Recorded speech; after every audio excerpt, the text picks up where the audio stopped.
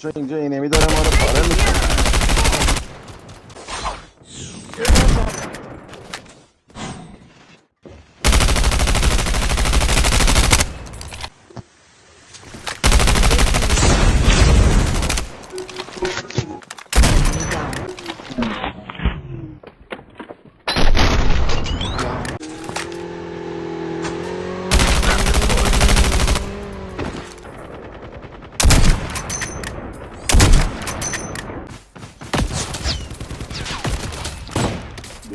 Securing the enemy.